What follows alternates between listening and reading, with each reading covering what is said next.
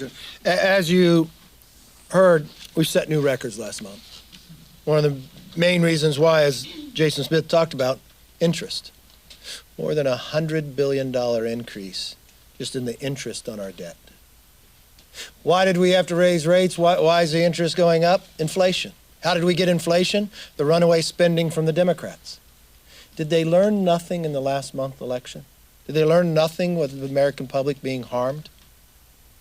And to walk through, to pass the largest bill that we passed throughout the year in the last days before Christmas, where they won't even tell you what the baseline is now, that two people who will not be here are held accountable to their constituents, that they're going to determine this?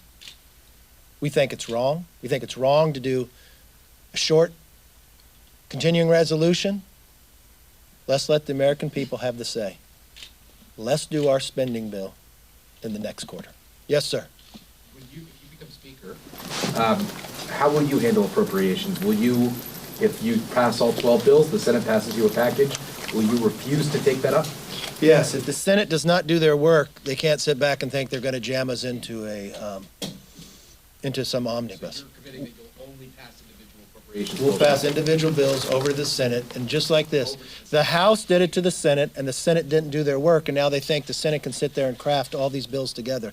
No, the constituents should have a say in the process. The Senate should have to do their work. The Democrats control all this. They control the House, the Senate. They didn't do their job.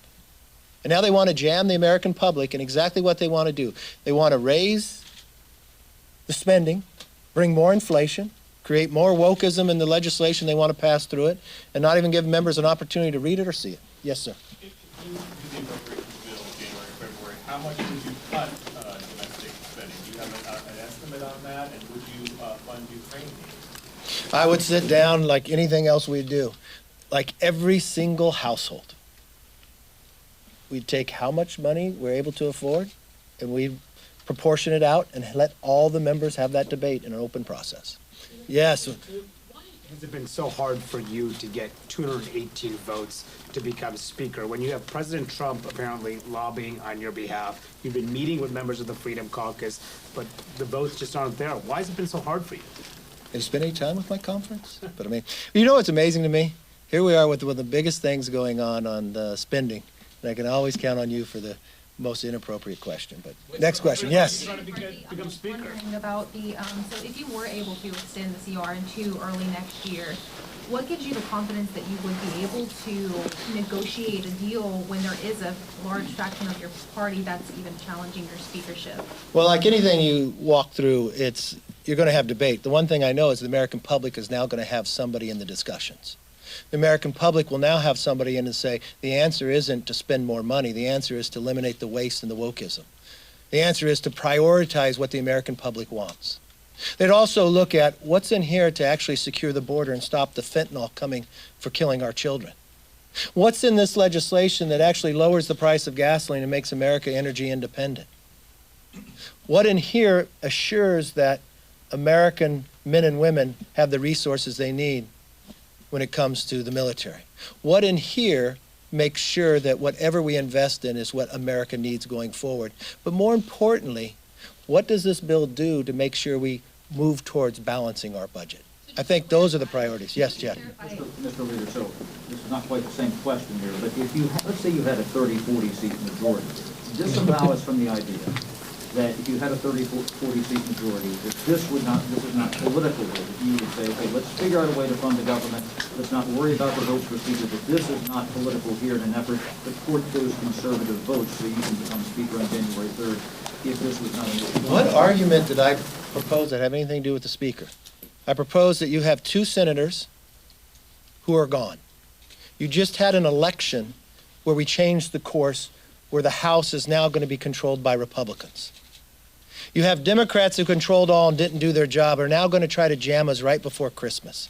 A bill that funds the entire government, that we don't have any input in and others. It wouldn't have anything to do with being speaker. It has to do with the American public and what the future of America is going to be when it comes to fiscal resources.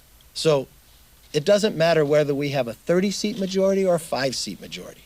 We get the same size gavel, but we're going to use it in the manner that the American public wants us to. Yes. Mr. Leader, the January 6th committee is going to release their final report next week. First of all, do you and your conference plan any sort of rebuttal to it? Do you have plans after you take the majority to look into the work of the January 6th committee? I know you've already sent Chairman Thompson a letter to that, but if you could provide any specifics to that. And then Yes. finally, are you concerned that you or any of your colleagues may be referred for criminal contempt for ignoring their subpoena? I'll answer your last question first. No, not at all. We did nothing wrong. Will we release? Yes, for the information we have, and we'd want to get to the bottom. We'd want to not to play politics like the Democrats pick and choose, so be interesting to see. Yes, ma'am. I was wondering, with the delays in steering for contested races, if you've made any decisions on when those decisions are going to be made on a date? Today we'll have a Concern is meeting when it on comes to the House delaying rules, your and we'll be plans. taking steering up as we move forward. Yes. Earlier, you mentioned that you want to bring up appropriations bills and have an open debate about them. Will you commit to next year, if you are speaker, bringing up all spending bills under an open rule? in the No, House? but I'll bring up all bills in committee open, so yes. Are you considering changing the rule for the motion to vacate, and how would that affect things like the appropriations process or stability going ahead? Is that something you would consider, opening that up?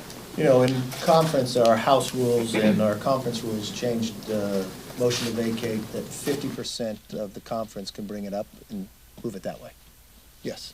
Do you believe that Republicans have a better chance of brokering a bill with reform during this Congress, or is it something that you would rather tackle in the next Congress? Not to be facetious, but I think we'd be much stronger in the majority than sitting in the minority.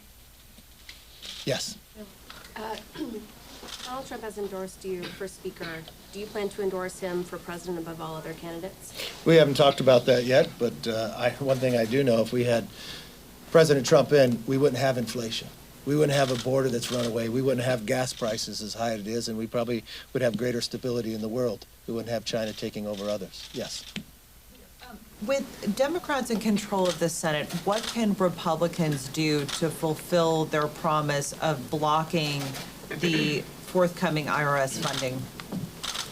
Well, we first move a bill that repeals the 87,000 IRS agents. I'd like to see the Democrats who want to defend that. I don't think the American public like that. But it also goes to the question we're talking about today. We'd have a stronger hand in doing that for the American public in an appropriation process where we're in the majority. It's just one of the other factors that we can deal with. Yes, ma'am. Mr. Leader, you mentioned earlier about giving the American people a voice in these negotiations. Are you saying Republicans in the House were cut out of these negotiations, or Yes. you But, were? but I'm you saying weren't it's more invited than to the just, table? I'm saying it's more than just the Republicans in the House. Can you tell me what the baseline they agreed to? No, I'm asking you. No, I know, but I'm asking you a question as a reporter. You're an American. I understand what you're saying, and you're saying that it's not public and people don't understand. I'm just trying to understand if Republicans were able to be in the room or if they were being cut out of this negotiation. Well, let me be very clear. If you, as a reporter that covers the House of Representatives, is about to pass trillions of dollars, and you don't even know what the baseline is yet, and they want to vote on it next week, I don't think it's just us being cut out. I think the American public's being cut out. And if two people who are deciding it aren't going to be held up to the voters, do you feel good about that as an American, not about as a reporter? I don't think anybody in America would feel good about it. Why, if we're going to make a decision on funding government when we have more than a $31 trillion debt, when we spent more than $100 billion in this new fiscal year just on interest alone, we have runaway inflation we haven't seen in 40 years based upon the mismanagement and spending of the Democrats, why would you feel comfortable moving forward that way? I don't think this is a partisan issue.